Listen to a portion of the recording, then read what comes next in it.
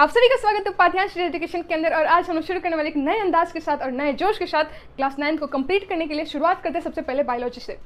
Biology ही क्यों? क्योंकि किसी बच्चे ने बोला था कि मैम प्लीज़ अपलोड बायोलॉजी, तो बोले कि चलो कोई बात नहीं, सबसे पहले बायोलॉजी को ही शुरू करते हैं। तो आप सभी ने 8 तक तो साइंस पढ़ा था, ठीक है, 7, 8, 6, 5 हमने बस साइंस के बारे में सुना था।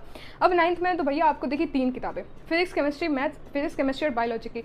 अब फिजिक्स क्या है? फिजिक्स को बोलते हैं हम लोग भौतिक विज्ञान, मतलब आप कैसे चलते हो, ठीक है, मतलब बॉडी के अंदर का फंक्शन नहीं, लेकिन चलते वक्त जो ज़मीन है उसके ऊपर कैसे फ्रिक्शन लग रहा है, क्या हो रहा है, ये सब फिजिक्स डील करता है। केमिस्ट्री क्या डील करता है? आपके अंदर, आपके रूम के अंदर जो भी एयर मौजूद है, इसके साथ जितने भी जो रस्ट लग रहा है, रस्ट कैसे लग रहा है, क्यों लग रहा है, लोहे के ऊपर ही रस्ट क्यों लगता है, किसी और चीज़ के ऊपर क्यों नहीं लगता, इन सब चीज़ों से जितने भी केमिकल रिएक्शंस है उन सब के साथ डील करते हैं कौन? हमारा केमिस्ट्री। और बायोलॉजी की बात करें तो बायोलॉजी को जो साइंटिस्ट है आज के ज़माने में वो इसे बोलते हैं लाइफ साइंस। क्या बोलते हैं? Life science.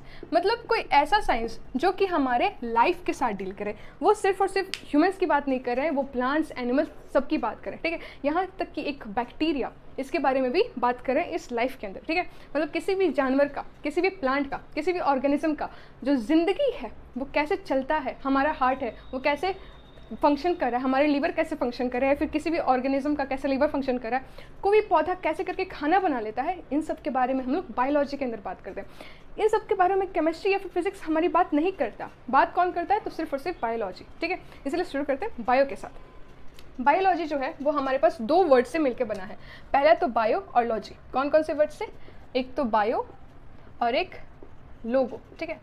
बायो का मतलब होता है हमारे पास लाइफ, ठीक है, और लोगो मतलब होता है स्टडी, मतलब लाइफ की स्टडी, जीवन की पढ़ाई, ठीक है, जीवन के बारे में पढ़ाई। अब बायोलॉजी की शुरुआत कहाँ से हुई ये तो कोई बता नहीं सकता, क्योंकि हमने ये भी देखा कि जो पुराने ज़माने में जो आदमी रहा करते थे, जो कि हमारे एंसेस्टर्स थे, उन्होंने जानवर को देखा, ठीक है, तो जानवर से इन्होंने कुछ काम करवाया, ठीक है, इन्होंने जानवरों को डोमेस्टिकेट करवा लिया, ठीक है, मतलब इनको पता चल गया कि अरे हाँ ठीक है भाई, जानवर है तो क्या पता वो भी हमारे यूज़ आ सके। और जानवर भी भाई फ्रेंडली था, वो भी इंसान की मदद करने के लिए तैयार हो गया। कुछ कुछ जानवर होते हैं जो कि फ्रेंडली नहीं होते हैं, जो इंसान की मदद नहीं करते, पर इन्होंने उन सबको परखा। इंसानों ने, पुराने ज़माने के इंसानों ने इन्होंने खाना ढूंढा, इन्होंने खेती की, मतलब ऑब्वियसली इनके पास कुछ ना कुछ था ना, दिमाग में था कि ये भी पौधा है और ये पत्थर है, तो हमें पौधा खाना है, पत्थर नहीं खाना। इनके पास इतना तो दिमाग था, और कैसे आया वो किसी को नहीं पता। तो कह सकते हैं कि पुराने ज़माने से ही हमारी बायोलॉजी की शुरुआत हो चुकी है। जैसे कि अगर आप सभी उस जनरेशन से होंगे जहाँ पे तारक मेहता का उल्टा चश्मा अभी भी शायद चलता होगा, तो वहाँ पर आप सभी को पता होगा एक कैरेक्टर है जिनको बोलते आत्माराम तुकाराम भिड़े, तो वो बोलते हैं हमारे ज़माने में ये हुआ करता था। तो वहीं उनके ज़माने की अगर बात करें तो उनके ज़माने में भी बायोलॉजी था, ओके। बात करते हैं यहाँ पर हमारे पास 3 साइंटिस्ट के बारे में। 3 मेजर साइंटिस्ट हैं। पहले तो है एरिस्टोटल, एक है थियोफ्रेस्टस, ठीक, और एक है हिप्पोक्रेटस।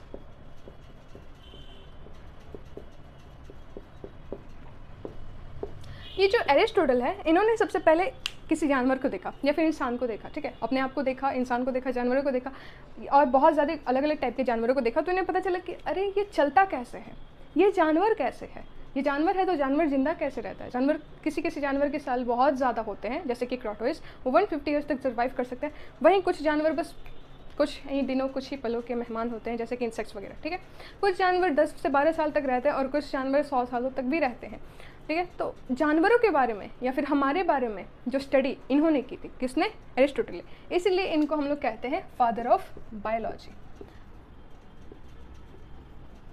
ये एरिस्टोटल जो है वो है हमारे फादर ऑफ बायोलॉजी। फिर है हमारे पास थियोफ्रेस्टस। इन्होंने बोला कि ठीक है भैया, तुमने इंसानों के बारे में बात कर ली, तुमने जानवरों के बारे में बात करी, पर उनका क्या, जिनसे हमें खाना मिलता है, जिनकी वजह से हमारा जिंदा है, जिनकी वजह से हम सब सर्वाइव कर सके हैं नेचर के अंदर, कौन है वो? प्लांट्स। इन्होंने प्लांट्स के बारे में पढ़ा, कैसे खाना अपना खाना जो कैसे करके जो पौधा है वो अपना खाना प्रोड्यूस करता है, वो खाना हम लोग खा लेते हैं। कैसे अलग अलग टाइप के पेड़ पौधे हैं। एक बनियान का पेड़ देखा, मैंने बोला कि ये बनियान का पेड़ जब मेरे दादाजी बचपन में थे उन्होंने लगाया था, वो अभी तक है। मेरा छोटा सा बच्चा है वो, उसने मुझसे बात पूछी, मतलब ऐसा उनके सीन हुआ था कि उनके दादाजी ने एक बनियान का पेड़ लगाया था, ठीक है, और उस बनियान को पेड़ को देखकर उनके छोटे से बच्चे ने बोला कि पापा ये किसने लगाया है, ये कितने साल का है? तो उन्होंने बोला कि अरे ये तो मेरे दादाजी ने लगाया था। और दादाजी ने लगाया था, ये किसने बोला था? इनके पापा ने बोला था। मतलब ये पीढ़ी दर पीढ़ी आया है, मतलब ये हो सकता है तो ये 100 से ज़्यादा साल का पुराना हो। हाँ, तो इन्होंने ये सोचा कि अरे ये इतना बूढ़ा पेड़ कैसे। वही कुछ पेड़ इन्होंने देखा कि अभी मैंने लगाया था, अभी जाके बूढ़े होने वाले हैं, है ना। कुछ पेड़ के जो फल हैं वो उनके बच्चे खा रहे हैं, है ना। तो इन्होंने बोला कि इंसानों के बारे में तो सब बात करते हैं, भाई पौधों के बारे में कौन बात करेगा, तो चलो मैं शुरुआत कर देता हूँ। तो फिर थियोफ्रास्टस है, इनको बोलते हैं हम लोग father of botany, father of botany, ठीक है। फिर है हमारे पास हिपोक्रेटस ने बोला कि भैया तुमने इंसानों के बारे में बात कर ली, तुमने जानवरों के बारे में बात कर ली, तुमने पौधों के बारे में बात कर ली, तुमने पेड़ पौधों के बारे में बात कर ली, पर उस चीज़ का क्या, जो डिजीजेस इनको होती हैं उनसे जो दवाइयाँ इनको कैसे मिलेंगी। कोई जानवर होता है बहुत जल्दी इनको कुछ डिजीज़ हो जाती है, उसके कारण वो डेथ कर जाते हैं। कोई इंसान जो होते हैं, बहुत अधिकतर इंसान होते हैं, उनको कुछ डिजीज़ होने के कारण उनकी डेथ हो जाती है बहुत जल्दी, मतलब लाइफ स्पैन से कम हो जाती है। इन सब के बारे में जो मेडिसिन है, इनको खोजने के लिए, इनको ठीक करने के लिए जो मेडिसिन है, इसका जुगाड़ इन्होंने किया, इसके बारे में स्टडी इन्होंने की। कौन? हिपोक्रेटस। तो इन्होंने क्या किया, ये है, इनको बोलते हैं ना फादर ऑफ मेडिसिन, ठीक है। तो आपको समझ में आ गया, 3 मेजर साइंटिस्ट हैं जिनके बारे में पता नहीं कौन पूछेगा, बट अगर मान लो आप घर में हो, आपके पापा ने पूछ लिया कि बेटा आज तुमने क्या पढ़ा, बोले बायोलॉजी, बोले फादर ऑफ बायोलॉजी कौन है, बोले एरिस्टोटल। फादर ऑफ बॉटनी कौन है, थियोफ्रास्टस। और फादर ऑफ मेडिसिन कौन है, हिपोक्रेटस। किसी ने नहीं पूछा, फिर भी जाकर अपने चिंटू मिंटू बता दो, मतलब छोटे छोटे भाई बहनों को बता दो, तेरे को पता है फादर ऑफ बायोलॉजी कौन है, नहीं पता मैं बता दूँ, है ना, ऐसे करके बता देना, ठीक है। तो फादर ऑफ बायोलॉजी कौन थे, एरिस्टोटल ने क्या किया था, एनिमल्स के बारे में पढ़ाई की थी, ठीक है।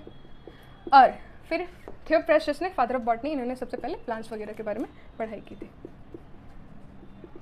और ये तो मेडिसिन के फादर है, ठीक है। ओके, सो चलिए आगे देखते हैं अब और हमारे पास क्या है। अब हमारे पास आते हैं 2 टर्म्स, कौन कौन से, ओविपेरस और दूसरे आते हैं हमारे पास विविपेरस।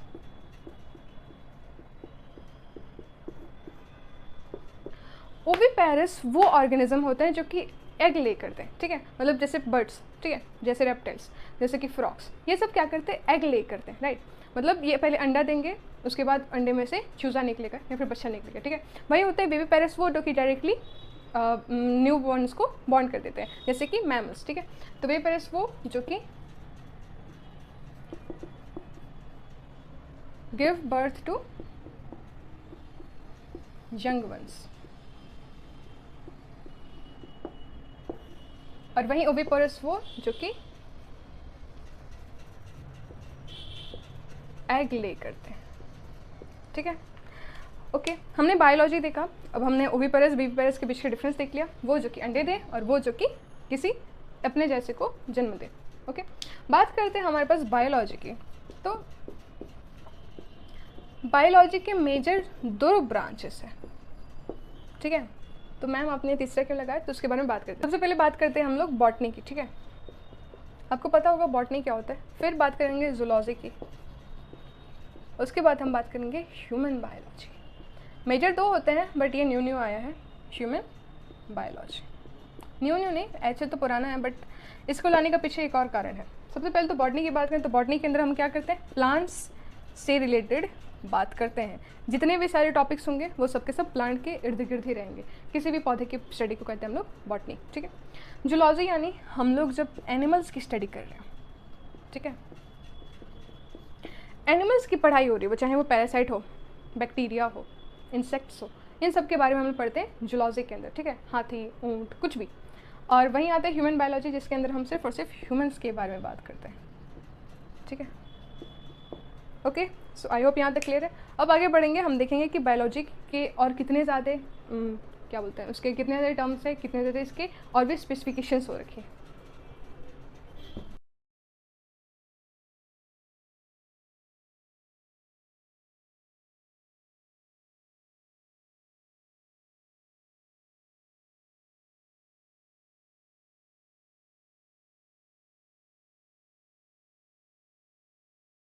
अब बात करते हैं कि बायोलॉजी के अंदर कितने ज़्यादा ऐसे स्पीशीज़ हैं जिनसे रिलेटेड की स्टडीज़ को हम लोग क्या क्या कहते हैं।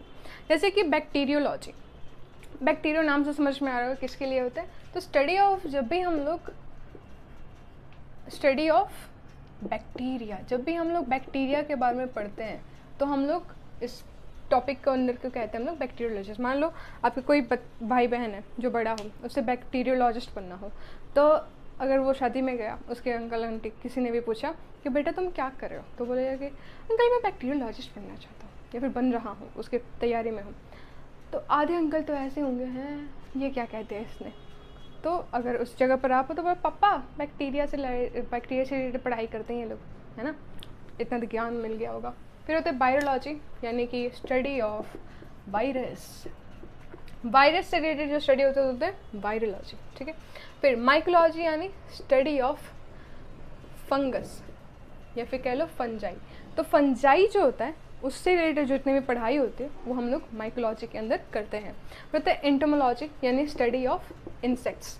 तो इंसेक्ट्स जो होते हैं ना, इससे रिलेटेड जितनी भी पढ़ाइयाँ होती हैं वो लोग एंटोमोलॉजी के अंदर करते हैं। फिर होता है इक्थाइलोलॉजी, इसका मतलब होता है स्टडी ऑफ फिशेस, ठीक है, जो फिशेस होती हैं इनसे रिलेटेड जो स्टडी होता है इसे बोलते हैं इक्थाइलोलॉजी। फिर होता है हेर्पेटोलॉजी यानी स्टडी ऑफ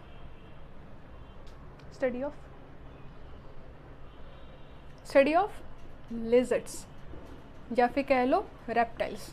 सो इन सब रेप्टाइल्स हो या फिर लिजर्ड हो, इनसे जो इनके बारे में जो पढ़ता है उसको बोलते हैं हेर्पेटोलॉजिस्ट, ठीक है। अभी बात करें हेर्पेटोलॉजी की, जो पढ़ाई करता है उसे बोलते हैं लॉजिस्ट, ठीक है, अंत में। और ऑर्निथोलॉजी यानी स्टडी ऑफ बर्ड्स, चिड़िया उड़, बर्ड्स के बारे में पढ़ाई को कहते हैं ऑर्निथोलॉजी, ठीक है। आगे बढ़ते हैं। बायोलॉजी के और भी कितने ज़्यादा फॉर्म्स हैं, किस जैसे मान लो आप बड़े होंगे, जब आपको MBBS करने का शौक, मतलब MBBS करना होगा, तो उसके अंदर आपके पास एक पूरा सब्जेक्ट आएगा उसको बोलते हैं एनाटॉमी। उन सब चीज़ों के बारे में पढ़ते हैं कि किस चीज़ की पढ़ाई को हम लोग क्या कहते हैं, ओके।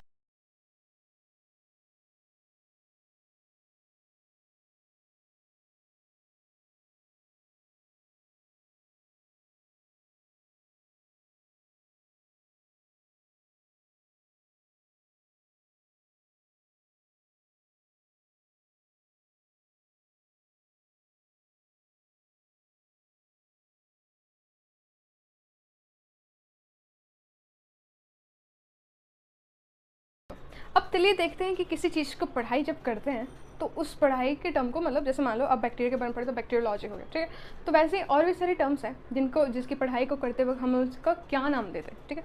सबसे पहले बात करते हैं एनाटॉमी के बारे में। तो एनाटॉमी वो होता है जब मान लो मेरा ये हाथ है, ठीक है, तो ये मेरा हाथ है, अब हाथ ऊपर से दिख रहा है ऐसा कुछ, ठीक है, लेकिन मैंने इसका डायसेक्शन किया, डायसेक्शन करके इसकी पढ़ाई करने लगी, इसके अंदर कैसे कैसे लिगामेंट्स हैं, क्या क्या मसल्स है, हड्डियाँ कहाँ पर है, हड्डी से पहले क्या क्या आता है, ये जो उंगली दिख रही है ऊपर से ऐसी, इसके अंदर कितने ज़्यादा बोन्स जुड़े हैं जो हमें बस छूने से थोड़ा बहुत किसी किसी को महसूस हो जाता है, राइट, जो बहुत पतले इंसान होते हैं। तो ये कैसे हैं, इनके अराउंड, इनके सराउंड क्या है, इन सब के बारे में जो पढ़ाते हैं, मतलब किसी भी चीज़ के डायसेक्शन के बारे में जो डील करवाता है वो होता है हमारा एनाटॉमी, ठीक है। फिर होता है मॉर्फोलॉजी। मॉर्फोलॉजी यानी कि किसी भी चीज़ का अगर आप उसका स्ट्रक्चर्स देख रहे हो या फिर उसके कैसे कैसे फॉर्म्स हैं, इन सब को अगर आप देख रहे हो तो वो हमारे मॉर्फोलॉजी के अंदर आता है। कितने बच्चे होते हैं इसको गलत टर्म ले लेते हैं, मतलब मॉर्फोलॉजी को बच्चे क्या करते हैं, सिर्फ और सिर्फ एक्सटर्नल फीचर्स करते हैं। जैसे मान लो ये मार्कर है तो इसके और अलग अलग टाइप के कैसे मार्कर है, वो सिर्फ मॉर्फोलॉजी नहीं होती। मॉर्फोलॉजी होती है कि आप इंटरनल भी फॉर्म्स देख रहे हो और एक्सटर्नल फॉर्म्स भी देख रहे हो, कैसे दो चीज़ें एक दूसरे से अंतर में है। या फिर कैसे मान लो एक स्पीशीज़ है, किसी भी एक जानवर ले लो, जैसे कि मान लो कुत्ता है, ठीक है, तो डॉगी के भी बहुत ज़्यादा स्पीशीज़ है, ठीक है। डॉगी का आपको पता होगा, जर्मन शेफर्ड है, कोई मेरे डॉगी के बारे में आइडिया नहीं है, बट शायद पोमेरियन है। तो इन दोनों में अंतर क्या है, मॉर्फोलॉजिकल भी और इंटरनल भी क्या क्या अंदर है, उन सब के बारे में हमारा मॉर्फोलॉजी बताता है। फिर आता है हिस्टोलॉजी। हिस्टोलॉजी यानी हम लोग करते हैं टिश्यूज़ के बारे में पढ़ाई। टिश्यूज़ जो होते हैं ना, टिश्यूज़ आपको पता है सेल से बने होते हैं टिश्यूज़, ठीक है, मतलब सेल का समूह यानी ग्रुप ऑफ सेल्स जिससे बने टिश्यूज़। तो टिश्यू जो होता है, टिश्यूज़ की अगर कोई मान लो टिश्यू के बारे में पढ़ाई कर रहा है उसको बोलते हैं हम लोग हिस्टोलॉजी, ठीक है। साइटोलॉजी नहीं, जो कि सेल्स के बारे में पढ़े, जो सेल्स के बारे में पढ़ता है वो होता है साइटोलॉजी, मतलब जो पढ़ रहा है या फिर पढ़ाई, उसकी जो पढ़ाई होती है वो साइटोलॉजी होती है, और जो टिश्यू की पढ़ाई होती है उसे बोलते हैं हिस्टोलॉजी। फिर होता है एम्ब्रियोलॉजी। एम्ब्रियोलॉजी यानी कि प्लांट और एनिमल्स, कैसे कैसे एम्ब्रियो का फॉर्मेशन होता है प्लांट के केस में, और कैसे करके फॉर्मेशन होता है एनिमल्स के केस में, कैसे करके फॉर्मेशन होता है मैमल्स के केस में, मतलब एम्ब्रियो का फॉर्मेशन, उसकी पढ़ाई को कहते हैं हम एम्ब्रियोलॉजी। साइटोलॉजी यानी आपको पता है सेल के बारे में पढ़ना, ओके। फिर टेक्सोनॉमी यानी समझ लो सिंपल सी बात, मान लो आपको एक कीड़ा दिखा, ठीक है, ये मान लो कीड़ा है, इसके दो पैर है, कीड़ा, ओके। ये कीड़ा आपको दिखा, तो साइंटिस्ट लोगों को भी ये कीड़ा दिखा, ठीक है, आप मान लो आपको एक अजीब सा कीड़ा दिखा जो कि अनडिस्कवर्ड है, आप इस कीड़े को डब्बे में पैक करके आप लेकर गए साइंटिस्ट लोगों के पास, तो साइंटिस्ट बोल रहे ये क्या है, ये कौन से नए बला है। बोले कि अच्छा ठीक है ये क्या है भाई, तो बहुत ज़्यादा रिसर्च हुआ और देख के भी पता चल रहा है, तो हमने इसे बोला कि ये भाई इंसेक्ट है, ठीक है, मतलब ये क्या है, कीड़ा है। तो ठीक है, इसका हमने क्लासिफिकेशन भाई इंसेक्ट है। अब इंसेक्ट, चलो इसका कुछ नामकरण कर देते हैं। तो ये जो इतना सब हमने किया ना, ये हमारी टैक्सोनॉमी के अंदर आता है, ठीक है, मतलब नेम करना, क्लासीफाई करना और ग्रुप कर देना। ओके, फिर तो बायो, ओके, इकोलॉजी हमने देखा। हाँ, इकोलॉजी मतलब क्या, मतलब आप या फिर मैं, लिविंग बीइंग और उसके नॉन लिविंग एनवायरनमेंट के साथ उसका क्या इंटरेक्शन है, इसकी पढ़ाई को हम लोग कहते हैं इकोलॉजी, ठीक है। मतलब एक दो चीज़ें यहाँ पे बहुत इंपॉर्टेंट होती है इकोलॉजी के अंदर, आपको बोथ लिविंग और नॉन लिविंग दोनों को मद्देनजर रखना है। सिर्फ लिविंग से काम नहीं चलने वाला, लिविंग और नॉन लिविंग ज़रूरी है। जैसे मेरा ये घर या फिर मेरा ये स्टूडियो यानी इसके अंदर फ़ैन है, लाइट है, कैमरा है, एयर है, वाटर बॉटल रखा है, तो ये सब मेरा क्या बोलते हैं ये मेरा इन्वायरमेंट है, तो ये मेरा पूरा का पूरा इकोलॉजी हो गया, ठीक है। फिर बात है बायोजियोग्राफी यानी कि वो ऐसा होता है ना कि कुछ एनिमल्स कुछ ही जगह पर पाए जाते हैं, कुछ जगह पर नहीं पाए जाते, या फिर ये कह लो कि नॉर्थ पोल्स में ज़्यादा एनिमल्स नहीं पाए जाते कंपेयर टू इक्वेटर पे बहुत ज़्यादा एनिमल्स होते हैं, ठीक है। मतलब ये रहा आपका ग्लोब या फिर कह लो अर्थ, ठीक है, तो ये हमारा इक्वेटर है और ये हमारे नॉर्थ और ये हमारा साउथ पोल। तो जो पोल्स होते हैं ना, चाहे वो नॉर्थ पोल हो या फिर साउथ पोल हो, जहाँ पे एनिमल्स की या फिर प्लांट्स की मात्रा काफ़ी कम होती है एज़ कम्पेयर टू इक्वेटर पे बहुत ज़्यादा मात्रा होती है प्लांट्स और एनिमल्स की। तो कहाँ पर किस एनिमल का डिस्ट्रीब्यूशन है और ज़्यादा क्यों होता है, ये बायोजियोग्राफी के अंदर पढ़ते हैं। फिर आते हैं पैलेंटोलॉजी यानी हमारा जो प्री हिस्टोरिक फॉर्म्स है, मतलब प्राचीन काल में कैसे जानवर थे, कैसे एनिमल्स थे, कैसे इंसान रहा करते थे, फॉसिल्स के बारे में पढ़ना, वो होता है पैलेंटोलॉजी, ठीक है। फिर आता है इवोल्यूशन यानी क्या, हमारे एंसेस्टर्स कौन थे, एप्स थे, तो एप्स से हम लोग इन्फॉर्म होकर इंसान बने हैं, हमसे आगे क्या जाने क्या बनने वाले हैं, इन सब के बारे में जो पढ़ाई होती है वो हमारी एवोल्यूशन के अंदर आता है। फिर आता है जेनेटिक्स, आप अपने मम्मी पापा से सिमिलर क्यों हो। कितने बच्चे होते हैं जो कि अपनी मम्मी से बहुत ज़्यादा सिमिलर होते हैं, पूरे मम्मी की हमशक्ल हो जाते हैं, कुछ बच्चे होते हैं पापा के पूरे हमशक्ल होते हैं, कुछ होते हैं दोनों के मिक्सचर हो जाते हैं।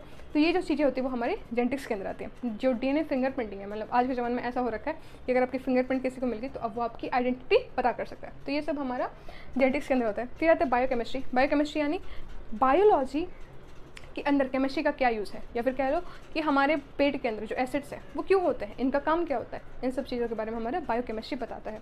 फिर तो यूजेंसी हमारा देखो होता क्या है ना कि कुछ पेरेंट्स होते हैं जिनके बीच में बहुत ज़्यादा डिस्प्यूट्स होते हैं, बहुत ज़्यादा लड़ाई होती है, ठीक है, उनके जो अब्यूजिंग जो नेचर होता है ना, आप दूसरे के बीच में लड़ाई करते रहना, इस वजह से जो बच्चे होते हैं उनको बहुत ज़्यादा इफेक्ट आता है।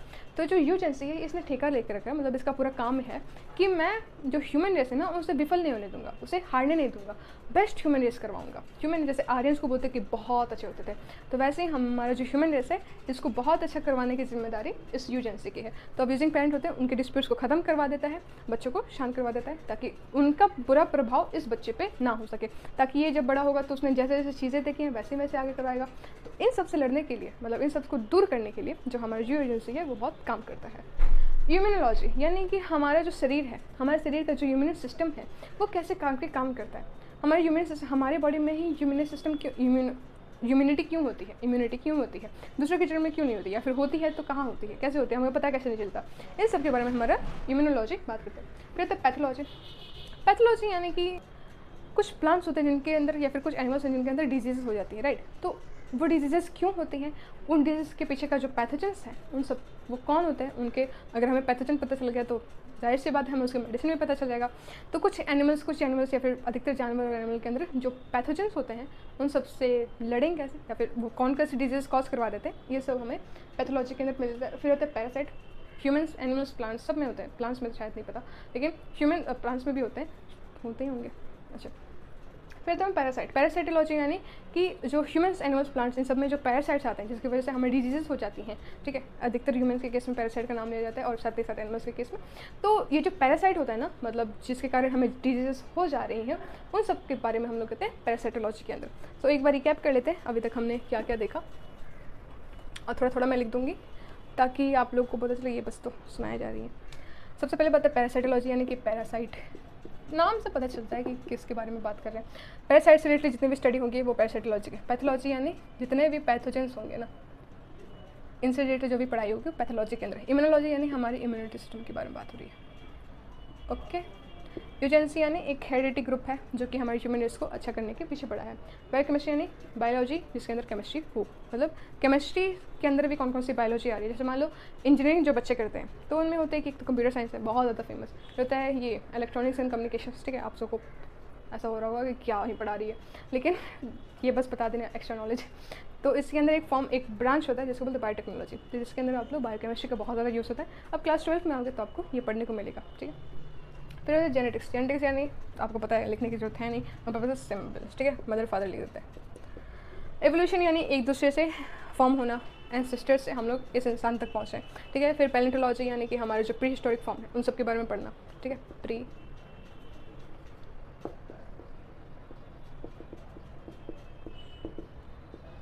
फिर बायोजियोग्राफी यानी कौन से एरिया में कितने ज़्यादा एनिमल्स हैं, हर जगह एक समान क्यों नहीं है, नॉर्थ पोल्स पे या फिर साउथ पोल्स पे जितने कम एनिमल्स क्यों हैं, इक्वेटर पे ज़्यादा क्यों है, इन सब के बारे में।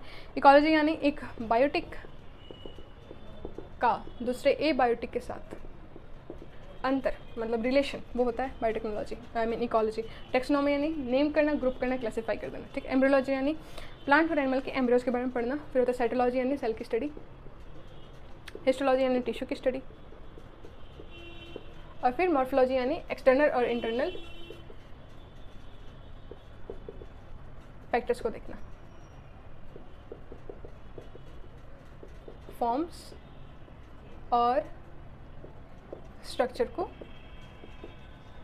देखना। ठीक है, एनाटॉमी यानी हमारे बॉडी का या फिर एनिमल्स का जो बॉडी है उसके अंदर का डायसेक्शन कर लेना।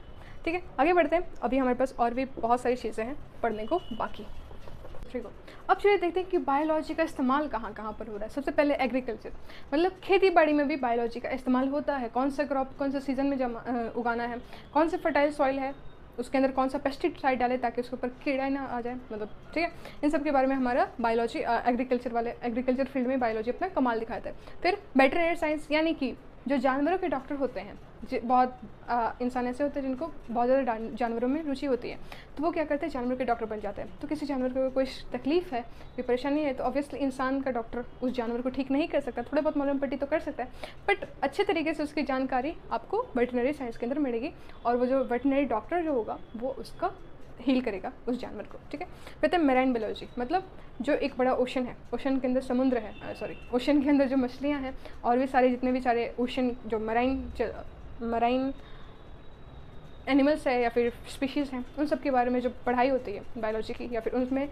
क्या क्या हो रहा है, उनके साथ कौन कौन से रिलेशंस हैं, मतलब सबसे पहले जो जीवन है वो ओशन में ही क्यों आया, इन धरती पे मतलब लैंड पे क्यों नहीं आया, इन सब के बारे में हमारा मराइन बायोलॉजी बताता है। फिर हाउस होल्ड बायोलॉजी यानी हमारे घर के अंदर भी जैसे मम्मी लोग होती हैं, आपको लगता है वो तो ऐसे नॉर्मल से हैं, उनको क्या होता है, लेकिन आपने अगर देखा होगा, आप जैसे जैसे पढ़ते हो, बड़े होते हो, आप पढ़ाई करते हो और आप उसके साथ अपनी मम्मी को देखते हो, तो आपको लगता है अरे ये मैंने जो पढ़ा ये मेरी मम्मी तो हमेशा से करी आती हैं, राइट। तो कुछ ऐसी चीज़ें होती हैं जो हमें अपनी मम्मी को जान कर बताना चाहिए कि अच्छा मम्मी मैंने आज ये पढ़ा, आप ये करना, ये और भी अच्छा होगा। ठीक है, तो वो हाउस होल्ड बायोलॉजी के अंदर आता है। ठीक है, घरेलू जितने भी बायोलॉजी के फंक्शंस आते हैं जिसका जो इस्तेमाल है, हमें जैसे मान लो कीड़े घर में उसके उन्हें कैसे भगाना है, तो वो सब आएगा, राइट।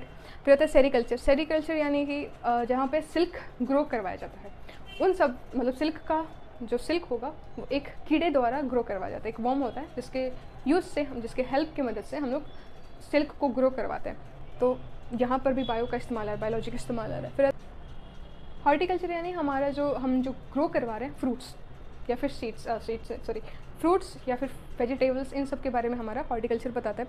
पिसिकल्चर यानी फिशेस को देखभाल करना, उनको रखना, उनका पालन पोषण करवाना। किस मतलब जो बिजनेसमैन होते हैं वो क्या करते हैं, वो फिशेस लेते हैं, उनको बेचते हैं, तो उनको प्रिजर्व करवाते हैं। ये सब हमारा पिसिकल्चर के अंदर, जो कि जिसके अंदर भी हमने बायोलॉजी कमाल दिखाता है। फिर तो मॉलिक्यूलर बायोलॉजी यानी कि हमारे जो क्रोमोसोम्स हैं, इन सब के बारे में पढ़ाई करना, ये होता है। इस यहाँ के अंदर भी हमारा माइक्रोबायोलॉजी का जो बायोलॉजी इसका इस्तेमाल आता है। मतलब बायोटेक्नोलॉजी मैंने बताया ना, एक इंजीनियरिंग की ब्रांच होती है जहाँ पे बायोटेक्नोलॉजी होता है। बायोटेक्नोलॉजी बहुत ज़्यादा इस्तेमाल होता है। अब 12th में आगे आपको इसके बहुत ज़्यादा एडवांटेजेस मिलेंगे बायोटेक्नोलॉजी के। जैसे कि मान लो एक एग्जांपल दे देते हैं जो कि आउट ऑफ सिलेबस है, बट आप जानोगे तो थोड़ा अच्छा लगेगा। जैसे हमारे पास पुराने ज़माने में हमारे पास बस एक टाइप का राइस हुआ करता था, ये जो राइस मान लो शुगर केन का एग्जाम्पल लेते हैं, तो एक होता है हमारे पास साउथ इंडिया, ठीक है। तो साउथ इंडिया में जो गन्ने होते हैं शुगर के, जहाँ पर जो होता है जो गन्ने होते हैं बहुत ज़्यादा थिक होते हैं, बहुत ज़्यादा मोटे होते हैं, लेकिन वो जो गन्ने होते हैं वो नॉर्थ इंडिया में उग नहीं सकते, और नॉर्थ इंडिया वाले जो गन्ने होते हैं बहुत पतले पतले होते हैं। तो जो साउथ इंडिया वाले गन्ने को नॉर्थ इंडिया के अंदर कैसे ग्रो करवाया जाए, इसके बारे में हमारा बायोटेक्नोलॉजी मदद करता है, ठीक है। ये पढ़ना। फिर उसके बाद क्लोनिंग भी बायोटेक्नोलॉजी का ही पार्ट है। इसके अंदर हम लोग किसी भी क्लोनिंग मतलब किसी चीज़ को मल्टीप्लाई करवा देना, ठीक है। आपने एक नया सा वेक्टर बना दिया, वेक्टर यानी एक ऐसी चीज़ जो कि किसी डिजीज़ को खत्म कर सकती है, राइट। तो आपने इसे बनाया, अब इसको आपको डिवाइड करना है, इसको मल्टीप्लाई करना है, कुछ 1000 मिलियन ट्रिलियंस बनाना है, जीलियंस बनाना है। तो उसके लिए हम लोग क्लोनिंग का इस्तेमाल करते हैं, ठीक है। फिर आता है हमारे पास बायो इंजीनियरिंग, यानी इंजीनियरिंग के अंदर का ब्रांच, मतलब एक ऐसा ब्रांच जिसके अंदर हम लोग किसी इंसान का होता है कि हाथ नहीं होता, पैर नहीं होता, तो हम लोग इंजीनियर की मदद से और बायो की मदद से, बायोलॉजी की मदद से हम लोग कुछ उसका नकली पैर बना देते हैं, राइट। उसका नकली हाथ बना देते हैं जो कि फंक्शन अच्छा करता है, राइट। रोबोटिक्स, एक अगर मार्वल्स के जो फ़ैन होंगे उसमें कैप्टन अमेरिका एक फ्रेंड होता है जिसका हाथ जो होता है वो लोहे का होता है कुछ ऐसा, तो वो भी बायो इंजीनियरिंग का पार्ट है, ठीक है। फिर न्यूक्लियर बायोलॉजी यानी कि रेडियो एक्टिविटी के ऊपर, मतलब सॉरी रेडियो एक्टिविटी का इस्तेमाल या फिर उसका क्या अफेक्ट हो रहा है किसी इंसान के ऊपर। जैसे बोलते हैं एक्सरे रूम, जब भी आप अगर मान लो किसी ने आपके परिवार में सीटी स्कैन करवाया होगा, तो आप उनसे सुनना उनके एक्सपीरियंस बोलते हैं कि मेरे को एक रूम में बंद करते, उसके बाद सब कोई बाहर चले गया। क्योंकि बहुत ज़्यादा अल्ट्रावायलेंट रेज निकलती है, राइट। उस रेज का क्या क्या इंसान के ऊपर इफेक्ट होता है, बहुत ज़्यादा हार्मफुल होता है। तो उन सबके बारे में पढ़ाई कौन करता है, हमारा न्यूक्लियर बायोलॉजी। फिर स्पेस बायोलॉजी यानी कि क्या दूसरे प्लानट पर भी लाइफ पॉसिबल है, इसके बारे में आपको ये बताएगा, और पॉसिबल है तो कहाँ कहाँ पर है। एक्सोबायोलॉजी नया बायोलॉजी के फॉर्म है, जिसके अंदर बोलता है कि यूनिवर्स में कौन कौन सी ऐसी जगहें पे हैं जहाँ पर लाइफ पॉसिबल है, ठीक है। फिर रहता है हमारे जीनोमिक्स यानी वो जब कि अगर मान लो आप इंसान हो और आपके से रिलेटेड कुछ और जानकारी, आप मान लो किसी ने क्राइम किया है, उसके में DNA फिंगरप्रिंट्स मिल गया, उससे हम निकाल सकते हैं कि इसका कुछ ये चीज़ है, ये कुछ ऐसा दिख सकता है, और उसकी जितनी भी जानकारी है उसके हिसाब से हम उस क्रिमिनल को पकड़ सकते हैं, ठीक। फिर बायो इन्फॉर्मेटिक्स यानी कि बायोलॉजी का इस्तेमाल करके हम नए इन्फॉर्मेशन निकालना, राइट। फिर आता है हमारे पास बायोमेट्रिक्स यानी कि किसी भी इंसान को वेरीफाई करना कि हाँ, जैसे आपने मूवीज़ देखी होंगी जिसके अंदर बोलते हैं कि आई लेंसेस लगे होते हैं, आँख को चेक करके वो बता देते हैं हाँ ये इंसान है, ये इसके अलावा किसी और का हाथ आँख वो स्कैन नहीं कर सकते, राइट। मतलब एक ऐसा पर्सन होगा जिसका आई का पासवर्ड लगा है, तो वो आँख ऐसे करके दिखाएगा तो फिर स्कैन हो जाएगा, उसके बाद इसको अंदर जाने का परमिशन मिलेगा, बाकी वहीं दूसरा कोई करेगा तो उसे नहीं मिलेगा। तो ये हमारे अंदर आता है बायोमेट्रिक्स के अंदर, मतलब किसी भी इंसान के किसी बॉडी पार्ट से हमें पता लगा ना हाँ ये वही इंसान है, ठीक है। सो यहाँ तक ठीक है, आपको समझ में आया कि बायोलॉजी का इस्तेमाल कहाँ कहाँ पर हो रहा है। अब देखते हैं बायोलॉजी ने हमारे लिए क्या क्या किया। अब देखते हैं कि बायोलॉजी ने हमारे लिए इतना सब तो किया, लेकिन उससे हम नॉर्मल इंसान को क्या क्या फ़ायदे हुए। सबसे पहला अप्रिशिएशन ऑफ नेचर। बायोलॉजी से हमें पता चला कि नेचर बहुत खूबसूरत है, प्रकृति को नुकसान नहीं पहुंचाना चाहिए। जिसके कारण देखो, जैसे अब अमेज़न फॉरेस्ट की अगर कहानी लेते हैं तो अमेज़न फॉरेस्ट पहले जो था वो 14% of the land area occupy करता था अमेज़न के अंदर, ठीक है। अब क्या हुआ है, हम उसे काटे जा रहे हैं।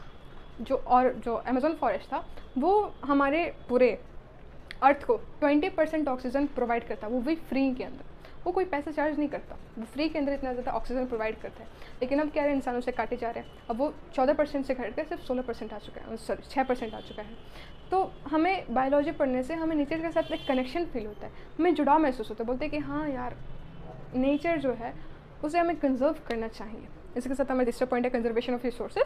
कंजर्वेशन ऑफ रिसोर्स मतलब बोलते ना बिजली बचाओ, है ना, बिजली बंद कर दो, मतलब मम्मी आप रूम से निकलोगे तो ए बिजली बंद कर, मतलब लाइट ऑफ कर दे, रूम से निकलना फ़ैन ऑफ कर देना, ओए AC ऑफ कर। ये क्या कर रही है, वो डांट इसलिए रही है क्योंकि उन्हें पता है इंपॉर्टेंस क्या है नेचर का, ठीक है। आजकल क्या क्लाइमेट चेंज हो रहा है, किसकी वजह से, हमें सबकी वजह से, और किसी को दोष नहीं दे सकते हम लोग। फिर पॉपुलेशन ग्रोथ, मतलब हमारे एक्सेसिव पॉपुलेशन से बचने के लिए हमें क्या करना है, बायोलॉजी पढ़ने की ज़रूरत है। ऐसे नियम आए थे पढ़ाई करके, बहुत बड़े बड़े इंसानों ने नियम लगाया था कि हमारे दो का रूल अपनाएं, जिसके कारण पॉपुलेशन ग्रोथ होगा, ठीक है। चाइना के अंदर तो हमारे एक ही का नियम है, ठीक है। फिर बायोलॉजी का इंपॉर्टेंस क्या है, इंपॉर्टेंस किसके अंदर, वो सब हमने देख लिया। लेकिन कैरियर के अंदर, जैसे आपको डॉक्टर बनना है, आपको बायोलॉजी पढ़ना पड़ेगा, आपको बैक्टीरियोलॉजिस्ट बनना है, आपको बायोलॉजी पढ़ना है, आपको पैथोलॉजिस्ट बनना है, आपको बायोलॉजी पढ़ना पड़ेगा। इसके अलावा नहीं कर सकते, आपको जानवरों के डॉक्टर बनना है, वेटनरी डॉक्टर बनना है, आपको बायोलॉजी पढ़ना पड़ेगा। फिर कीपिंग हेल्थी, मतलब क्या अच्छा है हमारे लिए, क्या बुरा है हमारे लिए, ये हमें बायोलॉजी बताता है। सो आई गेस मैंने सब कुछ क्लियर कर दिया होगा। आप अभी तक बुक देख लेना, और आई होप आप पढ़ते होगे तो अपनी बुक साइड में रखते होगे। आपने देखा होगा मैंने सारे के सारे टॉपिक्स जितने भी बुक्स में हैं वो सब कंप्लीट करवाए। So I hope you are enjoying this video. I hope आपके लिए वीडियो बहुत अच्छा होगा, मतलब हेल्पफुल हो रहा होगा। So thank you for watching this video. मिलते हैं अगले वीडियो के अंदर।